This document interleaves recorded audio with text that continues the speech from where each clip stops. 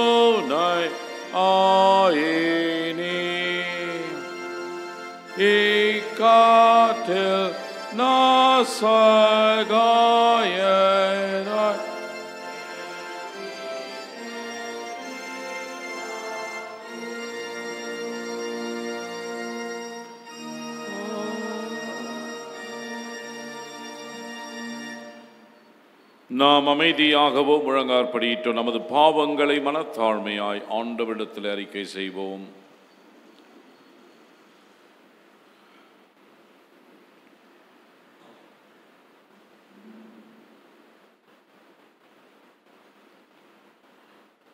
ஆயக்காரனுடைய ஜெபத்தை நாம் அனைவரும் சேர்ந்து சொல்லுவோம்.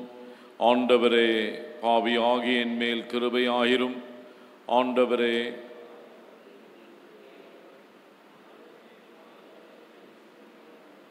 சர்வ வல்லமை மிகுந்த இரக்கமுள்ள ஆண்டவர் மன்னிப்பையும் பாவ நிவிர்த்தை நமக்கு கட்டளையிட்டருளி வாழ்க்கையை சீர்படுத்துவதற்கான காலத்தையும் தமது பரிசுத்த ஆவியின் கிருபையும் தேற்றுதலையும் நம் அனைவருக்கும் தந்தருள்வாராக.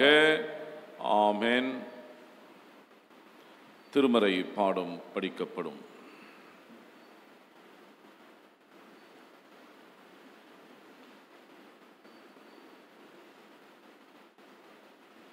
ரெண்டு ராஜாக்கள் 5ஆம் அத்தியாயம் 1 முதல் 14 வசனங்கள்.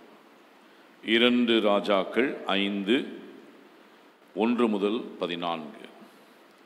சீரிய ராஜாவின் படைத்தலைவனாகிய நாகமான் என்பவன் தன் ஆண்டவனிடத்தில் பெரிய மனுஷனும் எண்ணிக்கையுள்ளவனுமாயிருந்தான். அவனை கொண்டு கர்த்தர் சீரியாவுக்கு ரட்சிப்பை கட்டளையிட்டார். மகா பராக்கிரமசாலியாகிய அவனோ குஷ்டரோகியாய் இருந்தான். சீரியாவிலிருந்து தண்டுகள் புறப்பட்டு இஸ்ரவேல் தேசத்திலிருந்து ஒரு சிறு பெண்ணை சிறைபிடித்து கொண்டு வந்திருந்தார்கள். அவள் நாகமானின் மனைவிக்கு பணிவிடை செய்து கொண்டிருந்தாள். அவள் தன் நாச்சியாரை பார்த்து, என் ஆண்டவன் சமாரியாவில் இருக்கிற தீர்க்கதரிசினிடத்தில் போவாரானால் நலமாயிருக்கும், அவர் இவருடைய குஷ்டரோகத்தை நீக்கிவிடுவார் என்றாள்.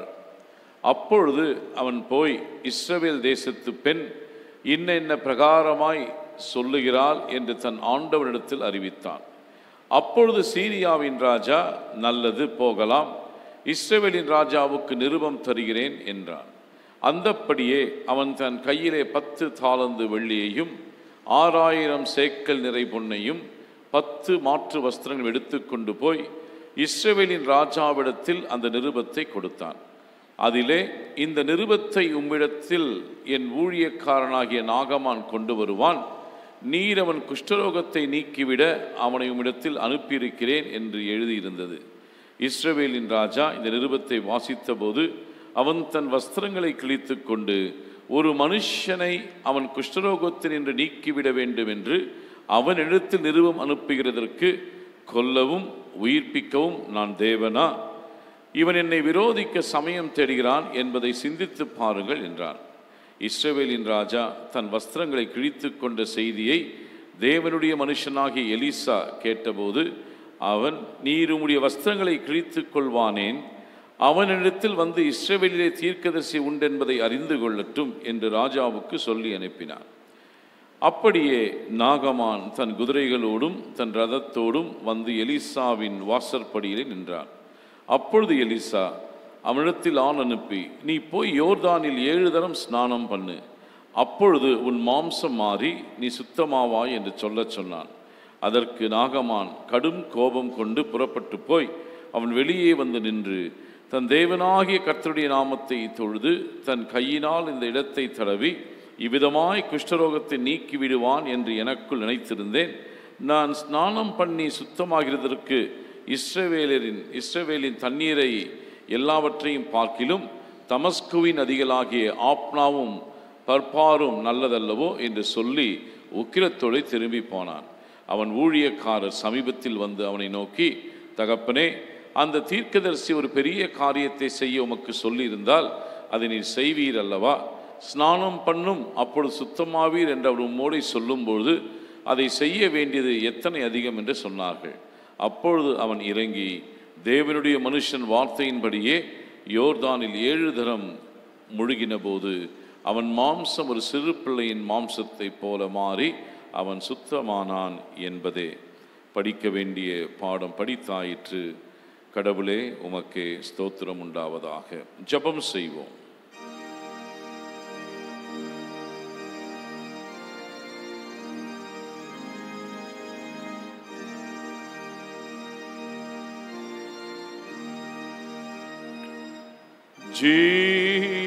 ஜீவானுள்ள தேவானே,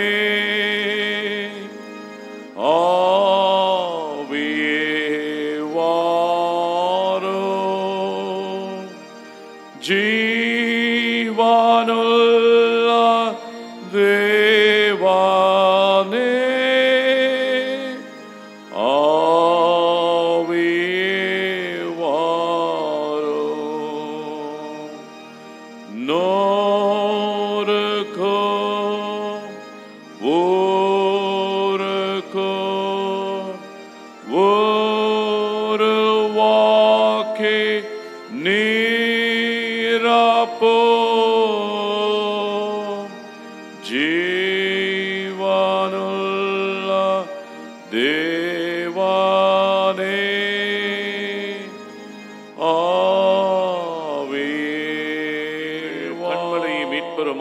கர்த்தாவே, அடியேன் வாயின் வார்த்தைகளும் அமர்ந்திருக்கும் இறைமக்களின் இருதயத்தின் சிந்தனைகளும் உமது சமூகத்திலே பிரியமாய் இருப்பதாக. இந்த நாளிலே நம்முடைய சிந்தனைக்காக திருச்சபை திருத்தொண்ட நூல் கொடுத்திருக்கின்ற தலைப்பு பெண் சிறார்களுடைய எதிர்காலத்தை உறுதிப்படுத்துதல், assuring the future of the girl child என்கின்ற தலைப்பிலே இந்த நாளிலே நாம் சிந்திக்க அழைக்கப்படுகின்றோம். பெண் பிள்ளைகள் என்று சொல்லுகின்ற பொழுது குடும்பத்திலே பெண் பிள்ளைகள் பிறந்தவுடன் ஏற்படுகின்ற மகிழ்ச்சி, ஆண் பிள்ளைகள் பிறந்தவுடன் ஏற்படுகின்ற மகிழ்ச்சி, இவற்றிலே சற்று வித்தியாசங்களை இன்றும் கூட பார்த்து கொண்டிருக்கின்றோம். ஆனால் 127ஆம் சங்கீதத்திலே திருப்பாடல்களிலே நாம் படிக்கின்றோம், பிள்ளைகள் கர்த்தரால் வரும் சுதந்திரம், கர்ப்பத்தின் கனி அவரால் கிடைக்கும் பலன். பிள்ளைகள் கர்த்தரால் வரும் சுதந்திரம், அது ஆண் பிள்ளையாக இருந்தாலும் சரி, பெண் பிள்ளையாக இருந்தாலும் சரி, பல நிலைகளிலே ஆண் பிள்ளைகளை அசெட்டாகவும் பெண் பிள்ளைகளை லயபிலிட்டியாகவும் பார்க்கக்கூடிய பார்வை. ஆண் பிள்ளைகள் என்றால் வரவு, பெண் பிள்ளைகள் என்றால் சுமை என்று பார்க்கக்கூடிய ஒரு பார்வை. இது திருமறைக்கு புறம்பானது, ஆண்டவருடைய படைப்பிற்கு எதிர்மறையானது என்பதை நாம் புரிந்து கொள்ள வேண்டும். இப்படி பார்க்கிறவர்கள் சரியான ஒரு திருமறையை சார்ந்தவர்களாக, நல்ல பக்திக்குரியவர்களாக இருக்கவே முடியாது. பெண் பிள்ளைகளையும் ஆண் பிள்ளைகளுக்கு நிகராக பாவித்து ஏற்றுக்கொள்ளக்கூடிய மனப்பக்குவமும், பெண் பிள்ளைகளை போற்றவும் வாழ்த்தவும் அன்போடு பெண் பிள்ளைகளை வளர்க்கவும் வேண்டும் என்பதை திருமறை பகுதிகள் சொல்லுகின்றன. இன்றைய காலகட்டத்திலே பெண் பிள்ளைகள் பலவிதமான சமூக சூழலுக்குள் உட்படுத்தப்பட்டு அவலப்படுத்தப்படுகின்ற நிலைமையை நாம் பார்க்கின்றோம். கேரளாவிலே சௌமியா என்ற பெண், டெல்லியிலே நிர்பயா என்ற பெண், தமிழ்நாட்டிலே சுவாதி என்ற பெண், இப்படி பட்டியலிட்டு கொண்டே நாம் செல்லலாம். அது மட்டுமல்ல, சிறு வயதிலே இருக்கக்கூடிய பெண் பிள்ளைகளை பாலியல் துன்பத்திற்கெல்லாம் உட்படுத்தப்படுகிற ஒரு சூழமைவை தொலைக்காட்சியின் செய்தி வழியாகவும் செய்தித்தாள்களின் செய்தி வழியாகவும் நாம் பார்க்கிறோம், படித்து கொண்டிருக்கின்றோம். பேருந்துகளிலே, ரயில்களிலே, ஏன் வானூர்திகளிலே, ஃப்ளைட்ஸ்லேயும் பெண் பிள்ளைகள் துன்பப்படுத்தப்படுவதையும் நாம் நாளிதழ்களிலே படிக்கின்றோம். ஆக ஒரு குடும்பத்திலே எப்பொழுதுமே பெண் பிள்ளைகளை இரண்டாவது நிலையாக நடத்தக்கூடிய ஒரு போக்கு இருக்கின்றது.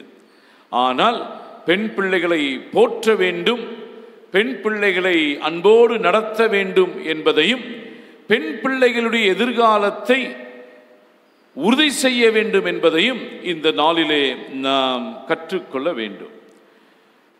பெண் பிள்ளைகள் ஆண் பிள்ளைகள் என்று சொல்லுகின்ற பொழுது, ஆணாக இருந்தாலும் பெண்ணாக இருந்தாலும் இருவருமே கடவுளுடைய சாயலிலே படைக்கப்பட்டவர்கள் என்பதை எந்த மனிதன் உள்வாங்கி வாழுகின்றாரோ அந்த மனிதருடைய ஆன்மீக பார்வை சரியாக இருக்கும் என்று சொன்னால் அது மிகையாகாது. பெண் பிள்ளைகளுடைய பங்களிப்பு குடும்பங்களிலே சிறு குழந்தையாக இருக்கின்ற பொழுது அல்லது பணிக்கு செல்லுகின்ற பொழுதும், குடும்பங்களிலே திருமணமாகியும் கூட பெண் பிள்ளைகளுடைய பங்களிப்பு, பெண்களுடைய பங்களிப்பு அதிகம் என்று சொன்னால் அது மிகையாகாது. இந்த நாளிலே படிக்கப்பட்ட திருமறை பகுதி 2 ராஜாக்கள் 5:1-14 வரை ஒரு அழகான அருமையான ஒரு நிகழ்வை, சம்பவத்தை நாம் படிக்கின்றோம். அந்த நிகழ்வை நாம் படிக்கின்ற பொழுது சீரிய நாட்டினுடைய படைத்தலைவர் ராஜா நாகமான். அவருக்கு படைபலங்கள் இருந்தது, பண பலங்கள் இருந்தது, அதிகார பலங்களும் இருந்தது. ஆனால் அவருடைய வாழ்விலே அவருக்கு குஷ்டரோக நோய் இருந்தது. இந்த குஷ்டரோக நோயானது சீரியாவிலும் ஆராம் தேசத்திலும் இது பெரிதாக எண்ணப்படவில்லை. அதனால்தான் சீரிய நாட்டின் ராஜாவாகிய நாகமான் அவர் தன்னுடைய ராஜ்யத்திலே இருந்தார். இல்லை என்று சொன்னால் எப்படி கோவிட்-19க்கு குவாரண்டைன் பண்றாங்களோ அதே போல குஷ்டரோக நோயினால் பாதிக்கப்பட்டவர்களும் பல தேசங்களிலே குவாரண்டைன் கேம்ப் என்று சொல்லக்கூடிய ஒதுக்கப்பட்ட ஒரு இடங்களிலே அவர்கள் இருக்க வேண்டும் என்பதுதான் சட்டமாக இருந்தது. நாம் குஷ்டரோக நோயை குறித்து லேவியராகம சட்டத்திலே 13வது அத்தியாயத்திலிருந்து நாம் படிக்கின்ற பொழுது அதிலே தெளிவாக சொல்லப்படுகிறது. குஷ்டரோக நோயினால் பாதிக்கப்பட்டவர் தீட்டு தீட்டு என்று கத்த வேண்டும், யாருக்கும் எதிராக அவர் வரக்கூடாது, பாளையத்திற்கு புறம்பாக அவர் வாழ வேண்டும். இவை எல்லாமே சட்டங்கள். எனவே இந்த சீரிய ராஜாவின் படைத்தலைவனாகிய நாகமான் இப்படியாக குஷ்டரோக நோயினால் பாதிக்கப்பட்டிருந்தார். சீரிய நாடானது இஸ்ரவேல் நாட்டிற்கு எதிராகவே எப்பொழுதும் இருந்தது. எனவே அவர்கள் இஸ்ரவேலிலே போர் தொடுக்கின்ற பொழுது இஸ்ரவேல் தேசத்தை சேர்ந்த ஒரு பெண்ணை அவர்கள் அடிமை பெண்ணாக கொண்டு வருகிறார்கள். அந்த அடிமை பெண்ணானவள் நாகமானுடைய மனைவிக்கு பணிவிடை செய்து கொண்டு வந்தார். எனவே அந்த சிறு பெண் தன் நாச்சியாரை பார்த்து, என் ஆண்டவன் சமாரியாவில் இருக்கிற தீர்க்கதரிசனத்தில் போவாரானால் நலமாயிருக்கும், அவர் இவருடைய குஷ்டரோகத்தை நீக்கி விடுவார் என்றார். இந்த பகுதியை படிக்கின்ற பொழுது முதலாவதாக girl children are great resource, பெண் பிள்ளைகள் வளம் மிக்கவர்கள், ஆற்றல் மிக்கவர்கள். எந்த விதத்திலுமே பெண் பிள்ளைகளை நாம் அவர்களுக்கு அறிவு குறைவு, ஆற்றல் குறைவு, வளம் குறைவு என்று எண்ணவே கூடாது. அவர்கள் எல்லா நிலைகளிலும் மிகவும் அலர்ட்டாக, வினா உள்ளவர்களாக, அதே நேரத்தில் கபடற்றவர்களாக பெண் பிள்ளைகள் இருக்கிறார்கள். பெண் மிக மிக வலிமை மிக்கவள் என்பதை நாம் உணர வேண்டும். இந்த சிறு பெண் வளமிக்கவளாக சரியான ஒரு நேரத்திலே சரியான ஒரு யோசனையை நல்கின்றார். எத்தனை ஆண்டு காலம் சீரியா நாட்டின் படை தலைவனாகிய நாகமான் குஷ்டரோக நோயினாலே பாதிக்கப்பட்டு அவர் வெளியிலே வருவதற்கும் சமூகத்திலே பழகுவதற்கும் தனக்கு கீழிருக்கின்ற மக்களை அவர் அதிகாரத்தோடு நடத்துவதற்கும் இது ஒரு முள்ளாகவே அவருடைய வாழ்க்கையிலே இருந்தது. எத்தனையோ பேர் நாகமானை பார்த்திருப்பார்கள். ஆனால் அடிமை பெண்ணாக கடத்தி வரப்பட்ட ஒரு சிறு பெண், அவளுடைய வாழ்க்கையே கேள்விக்குறியாக இருக்கின்ற பொழுது, தன்னுடைய எதிர்காலமே எப்படி இருக்குமோ என்று நினைத்திருக்கின்ற பொழுது மற்றவருடைய எதிர்காலத்தை உறுதிப்படுத்துகின்ற சிறிய பெண். இந்த சிறிய பெண் சொல்லுகின்ற யோசனை மிக சிறப்பான ஒரு யோசனை.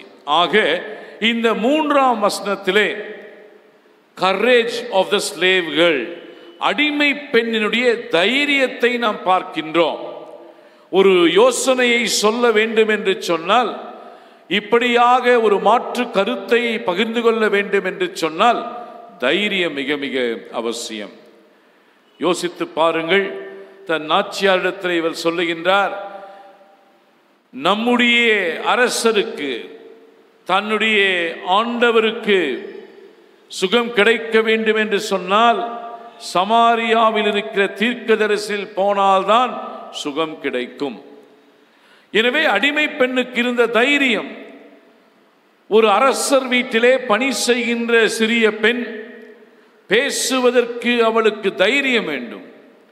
ஏனென்று சொன்னால் இன்றைக்கும் கூட குடும்பங்களிலே பெண் பிள்ளைகள் ஏதாவது பேசிவிட்டால் வாயாடி என்று பட்டம் சூட்டக்கூடிய ஒரு காலகட்டத்திலே வாழ்ந்து கொண்டிருக்கின்றோமே தவிர, ஒரு பெண் பிள்ளை என்ன சொல்லுகின்றாள், எதற்காக சொல்லுகின்றாள், அவள் சொல்லுவதிலே என்ன அர்த்தம் இருக்கிறது என்று காது கொடுத்து கேட்பதற்கு நாம் தவறி விடுகின்றோம்.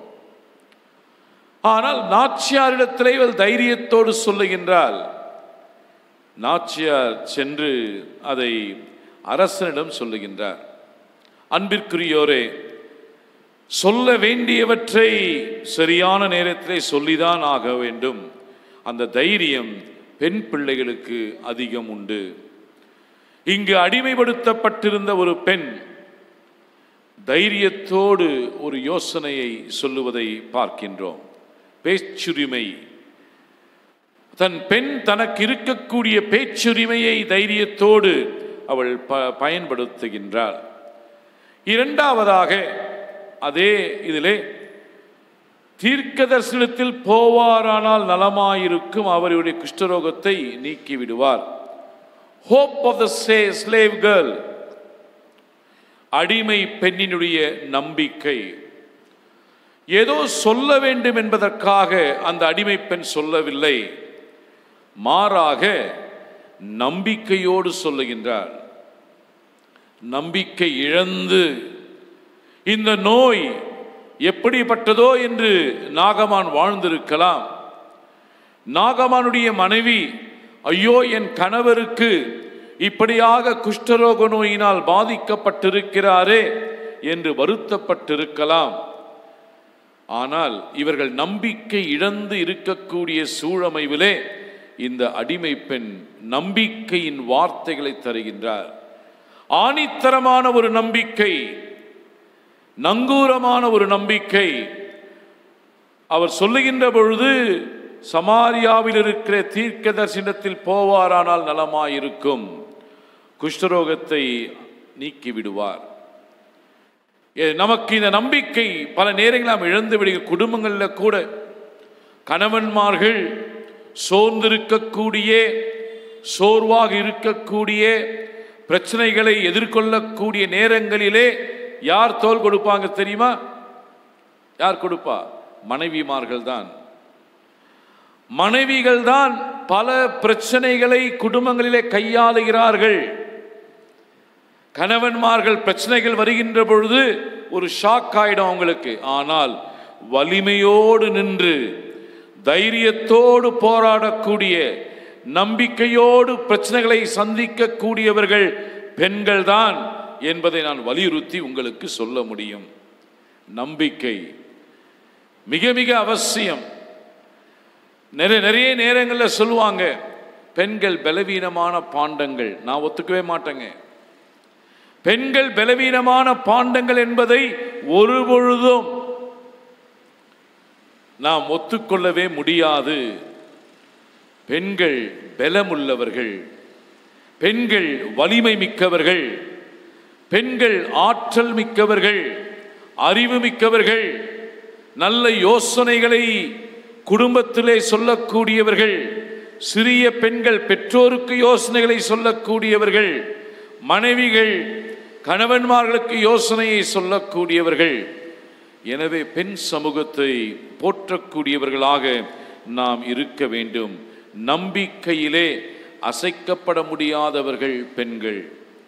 அதிகமாக ஜெபம் பண்ணக்கூடியவர்கள் பெண்கள். அதிகமாக ஆலயத்தில் பங்களிப்பை கொடுக்கக்கூடியவர்களும் பெண்கள், இல்லையா? எனவே சோர்ந்திருக்கின்ற பொழுதெல்லாம் நம்பிக்கை ஊட்டுகிறவர்கள் பெண்கள், குடும்பங்களிலும் கூட, பணி செய்கின்ற இடங்களிலும் கூட. எனவே ஒரு பொழுதும் ஒரு காலமும் பெண்களை மட்டப்படுத்துவதோ, அவலப்படுத்துவதோ, இழிவுபடுத்துவதோ, அசிங்கப்படுத்துவதோ அல்லது அவர்களை இரண்டாம் நிலையிலே நடத்துவதோ தவறு, அது பாவம் என்பதை நான் வலியுறுத்த விரும்புகின்றேன். இன்றைக்கு கொடுக்கப்பட்டதின் பகுதி நோக்கமே அதுதான். நம்பிக்கையை தரக்கூடிய அடிமை பெண். எப்படிப்பட்ட ஒரு நம்பிக்கை! கண்டிப்பாக அவருக்கு சுகம் கிடைக்கும். ஆனால் சமாரியாவில் இருக்க தீர்க்கதரிசனத்தில் அவர் போக வேண்டும்.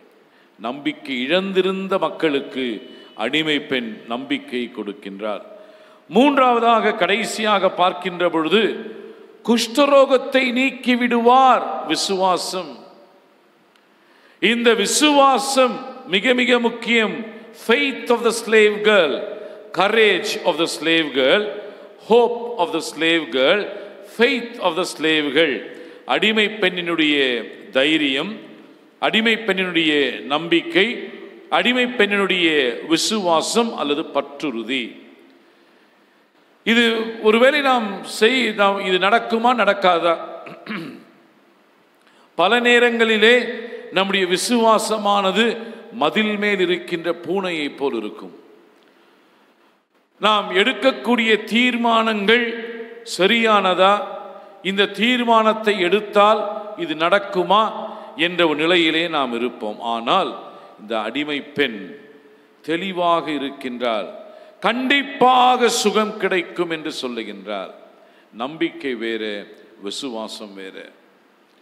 நம்பப்படுகிறவர்களே உறுதியும் காணப்படாதவைகளிலே நிச்சயமுமாயிருப்பதே விசுவாசம்.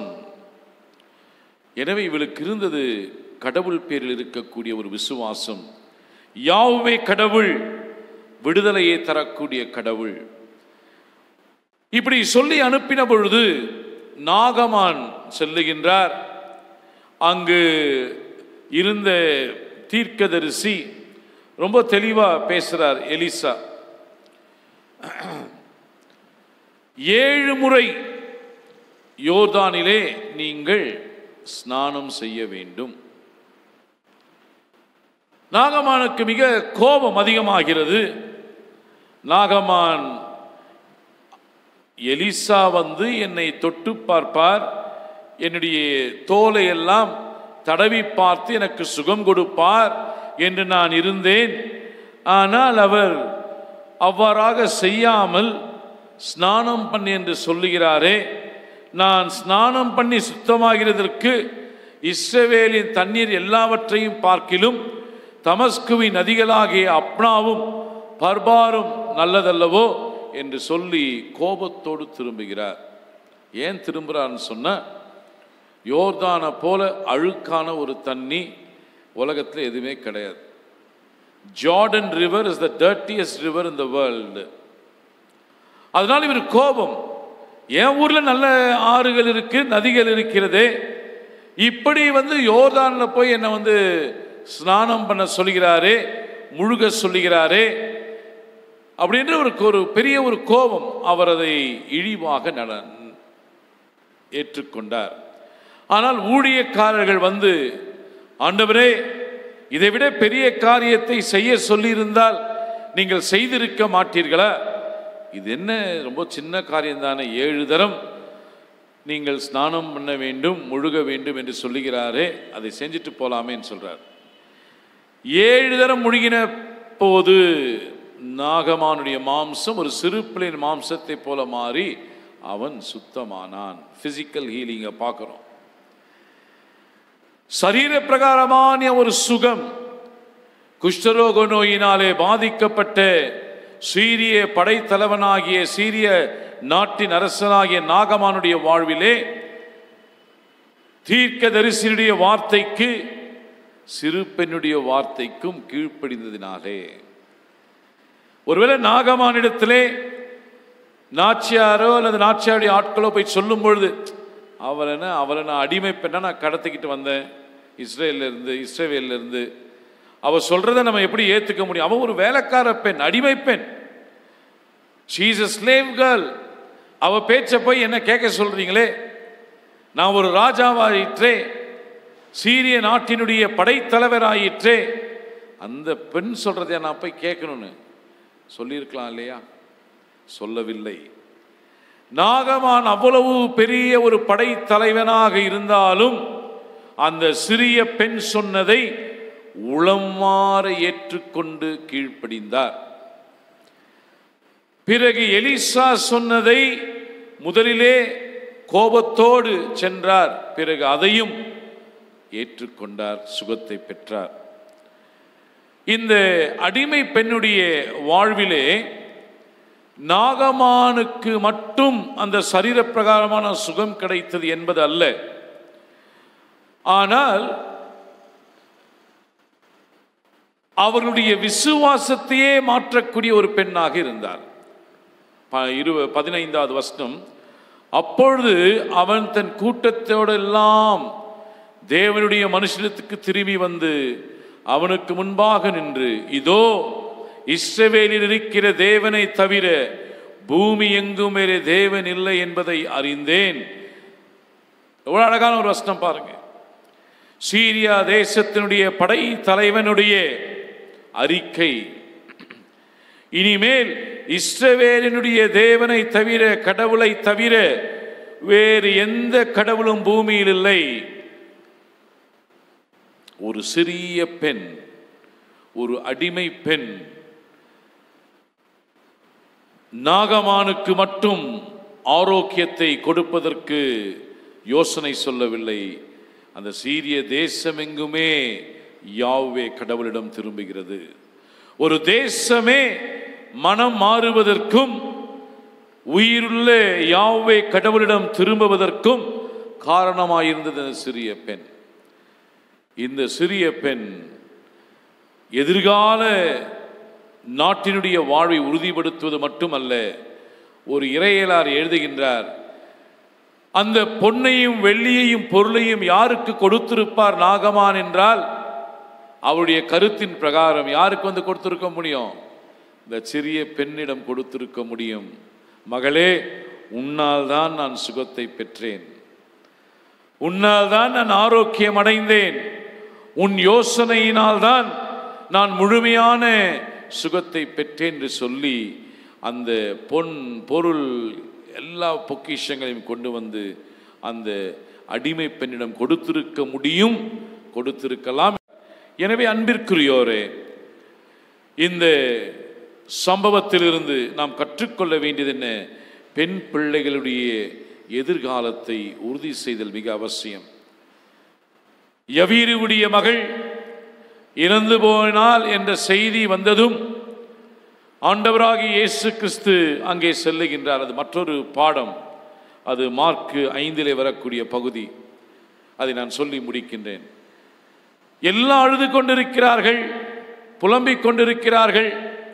அழுவதற்கென்றே புலம்புகிறவர்களுக்கென்றே ஒரு கூட்டம், ப்ரொஃபஷனல் கூட்டம் இருக்கு. காசு கொடுத்தால் ஒரு சாவுக்கு வந்து அவர்கள் அழுவார்கள், புலம்புவார்கள். அது அந்த பழைய ஏற்பாட்டிலே பல நிலைகளிலே நாம் அதை படிக்கின்றோம். எனவே இப்படி புலம்புகிறவர்கள், புலம்பி பாடுகிறவர்கள் ஒரு கூட்டம். எரேமியா 9:17, ஆமோஸ் 5:16 பார்த்தீங்கன்னா, ஹயர்டு மௌனஸ், வாடகைக்காக சாவு வீடுகளிலே வந்து அழுகிறவர்கள். அவங்க ஒரு நாளோ 1.5 நாளோ ஃபுல்லாக அழுதுகிட்டு இருப்பாங்க. அவங்களுக்கு நம்ம காசு கொடுக்கணும், வாடகை கொடுக்கணும்.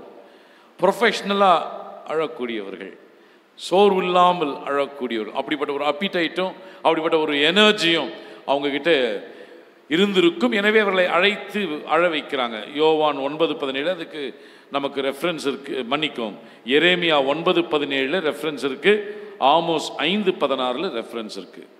எனவே இங்கு அழுகிறவர்கள் அழுது கொண்டு புலம்பிக் கொண்டிருக்கிறார்கள். ஏசாமி சொல்றாரு, அவள் மரிக்கவில்லை, அவள் நித்திரையில் இருக்கிறாள், உறங்கிக் கொண்டிருக்கிறாள், தூங்கிக் கொண்டிருக்கிறாள். ஆண்டவர் சென்று தன்னுடைய கரத்தை நீட்டி தலிதா குமி என்று சொல்லி, அதற்கு அர்த்தம் என்ன?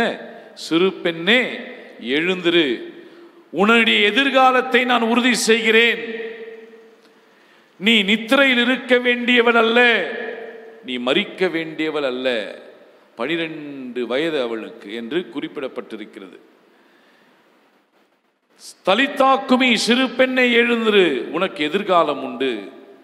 சிறு பெண்ணை எழுந்திரு, உனக்கு நல்ல ஒரு வாழ்வு உண்டு. சிறு பெண்ணை எழுந்திரு, உன் வாழ்க்கை மிக மகிழ்ச்சியோடு இருக்கக்கூடிய வாழ்க்கை இழந்து விடாதே என்று ஒரு உறுதிப்படுத்தக்கூடிய, நம்பிக்கை கொடுக்கக்கூடிய, வாழ்வு கொடுக்கக்கூடிய, வலிமை கொடுக்கக்கூடிய, விடுதலையை கொடுக்கக்கூடிய வார்த்தை தான் தலிதா குமி, சிறு பெண்ணை எழுந்திரு. எத்தனை பெண் பிள்ளைகள் வாழ்ந்தும் உயிரற்றவர்களாக இருக்கிறார்கள். எத்தனை பெண் பிள்ளைகள் குடும்பத்திலே கூட அடிமைப்படுத்தப்பட்டிருக்கிறார்கள். எத்தனை பெண் பிள்ளைகளை சுமையாக, ஒரு பேர்டனாக பார்க்கக்கூடிய குடும்பங்கள் இருக்கிறது. எத்தனை பெண் பிள்ளைகளை அவலமாக பார்க்கக்கூடிய பார்வைகள் இன்றைக்கு சமூகத்தில் இருக்கிறது. எத்தனை பெண்களை ஒரு போகப் பொருளாக பார்க்கக்கூடிய காலங்களிலே வாழ்ந்து கொண்டிருக்கிறோம். யோசித்து பார்க்க வேண்டும். தலிதா குமி, பெண்களுக்கு எதிர்காலம் உண்டு. பெண்களுக்கு ஒரு நல்ல எதிர்காலம் உண்டு. எனவே ஒருவேளை நம்முடைய வாழ்க்கையிலும் கூட தலிதா குமி என்று சொல்லி எழுப்பக்கூடிய தைரியம் நமக்கு அவசியம். வாழ்வு இழந்து, வாழ்வு மறுக்கப்பட்டு, வாழ்வே இல்லை என்று வாழ்ந்து கொண்டிருக்கின்ற பெண்களுக்கு எதிர்காலத்தை உறுதி செய்ய வேண்டியது திருச்சபையின் கடமையாக இருக்கிறது. ஒவ்வொரு திருச்சபையும் சொல்ல வேண்டிய விசுவாச வாக்கியம் தலிதா குமி. Every church must say, and it is mandatory for all of us to say, Talitha Kumi. That must be our faith statement. நம்முடைய விசுவாச அறிக்கையாக, நம்முடைய விசுவாச வாக்கியமாக திருச்சபை அதை உள்வாங்கி வாழ வேண்டும். சிறு பெண்ணே எழுந்திரு. அன்பிற்குரியோரே, பெண்களை போற்றுவோம், பெண்களை மதிப்போம், பெண்களுக்குரிய மாண்பை காப்போம். பெண்களுடைய வாழ்விலே எப்பொழுதும், அது ஆண்களாக இருந்தாலும் சரி, பெண்களே பெண்களுக்கு எதிராக செயல்பட்டாலும் சரி, தயவு செய்து அதை தவிர்ப்போம். ஏனென்றால் தலிதா குமி என்பது நம்முடைய விசுவாச வாக்கியமாக இருக்க வேண்டும். கடவுள் தாமே அடிமை பெண்ணுக்கு இருந்த தைரியத்தை போல, நம்பிக்கையை போல, விசுவாசத்தை போலவும் இயேசுவுக்கு இருந்த ஒரு தைரியமான சிந்தனை தலிதா குமி என்று சொல்லி பெண்ணை எழுப்புகின்ற ஒரு தைரியத்தை இயேசுவானவர் வாழ்ந்து காட்டியதை போலவும் திருச்சபையே இன்றைக்கு நாம் வாழ வேண்டும். அப்படி வாழ ஆண்டவர் தாமே நம் அனைவருக்கும் அருள் புரிவாராக. ஆமென். நாம் அனைவரும் எழுந்து நின்று நம்முடைய விசுவாசத்தை அப்போஸ்தலர் விசுவாச பிரமாணத்தின் வழியாக உறுதி செய்து கொள்வோம். வானத்தையும் பூமியையும் படைத்த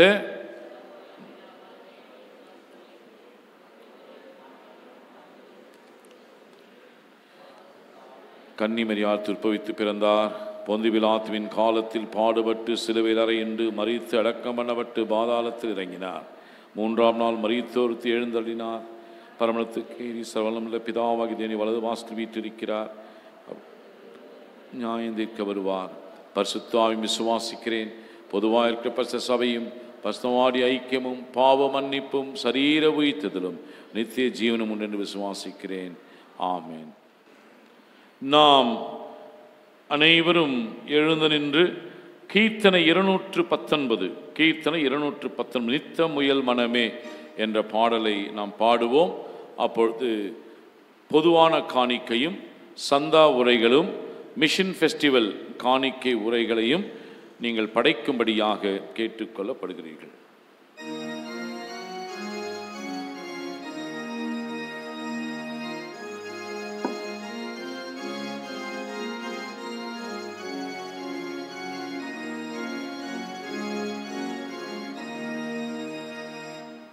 நித்தமுயல் மனமே பரிசுத்த ஜீவியத்தில் மெத்த வளரணி நித்தம் முயல் மனமே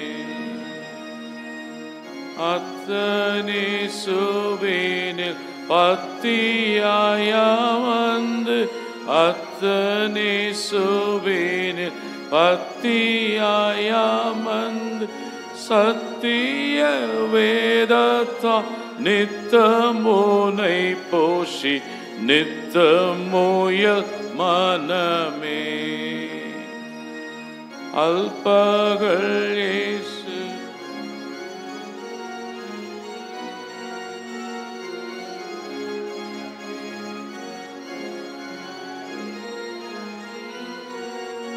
ஆசையாய் கழினி அவரை போலாவாய் நித்தமுயல் மனமே. தேவன்றன் பிள்ளைகள்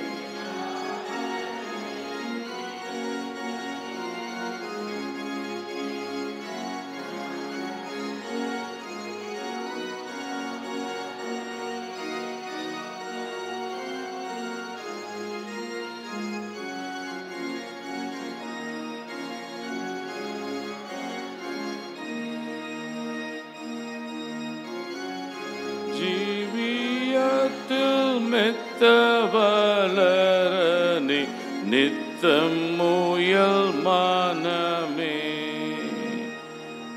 ஜெபம் செய்வோம். தாயும் தகப்பனுமாயிருந்து வழிநடத்தி வருகின்ற அன்பின் ஆண்டவரே,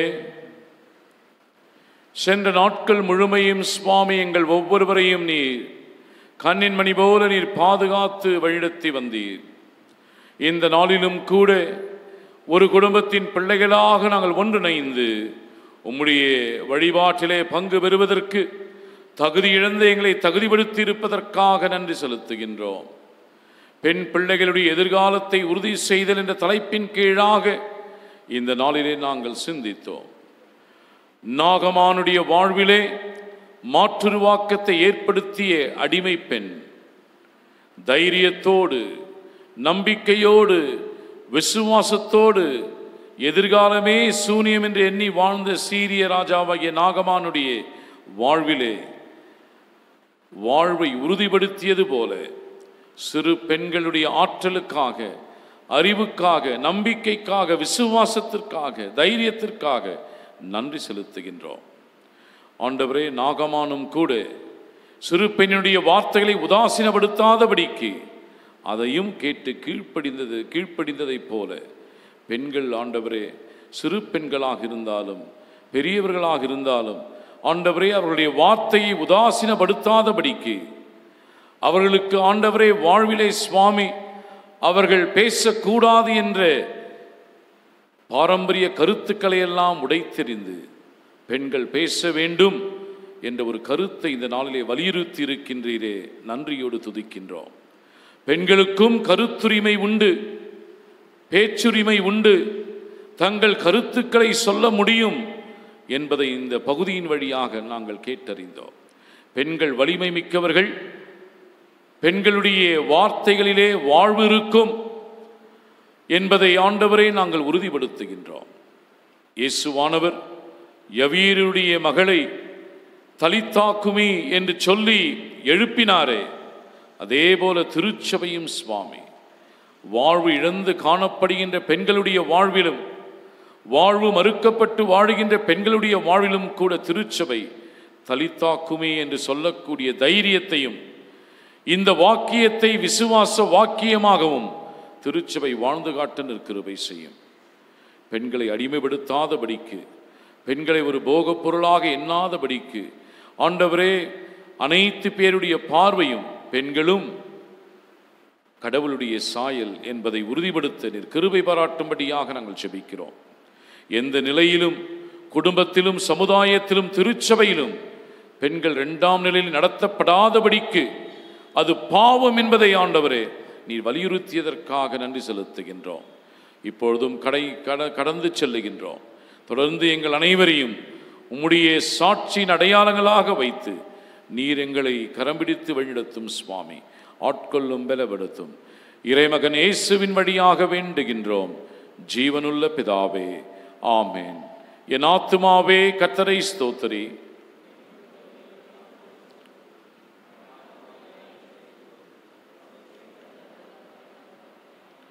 நமது ஆண்டவராகிய இயேசு கிறிஸ்துவின் கிருபையும் பிதாவாகிய கடவுளின் அன்பும் பரிசுத்த ஆவியானவரின் அந்யோன்ய ஐக்கியமும் சமாதானம் வழியிடத்திலும் நம் அனைவரோடும் இன்றும் என்றும் சதா காலமும் நீடித்திருப்பதாக.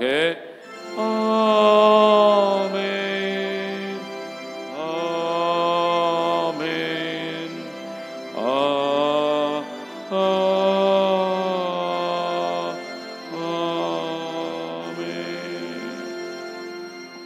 நாம் அனைவரும் கீர்த்தனை 77 இருக்கிற சீரேசு நாதனுக்கு ஜெயமங்கலம் என்ற பாடலில் முதல் சரணத்தை மட்டும் சேர்ந்து பாடுவோம்.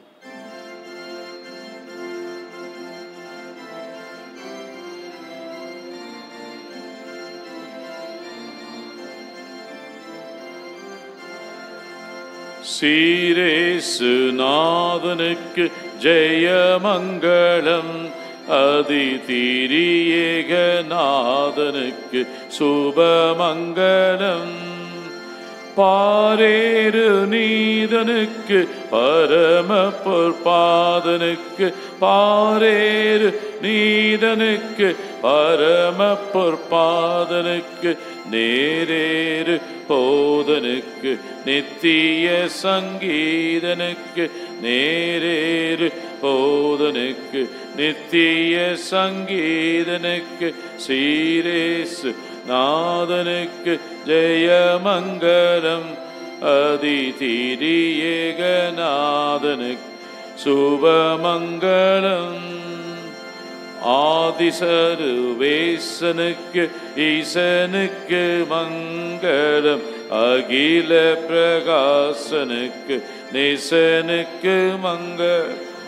நீதிபரன் பாலனுக்கு நித்திய குணாலனுக்கு, நீதிபரன் பாலனுக்கு நித்திய குணாலனுக்கு, ஓதுமனுகூலனுக்கு உயர்மான வேலனுக்கு, ஓதுமனுகூலனுக்கு உயர்மான வேலனுக்கு, சீரேசு நாதனுக்கு ஜெயமங்கலம்.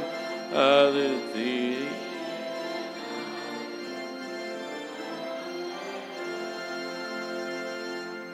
கர்த்தர் உங்களோடு இருப்பாராக. தெய்வ சமாதானத்தோடே உலகத்திற்குள் புறப்பட்டு செல்லுங்கள். ஆமென். தோத்திரம். எல்லாருக்கும் தோத்திரம்.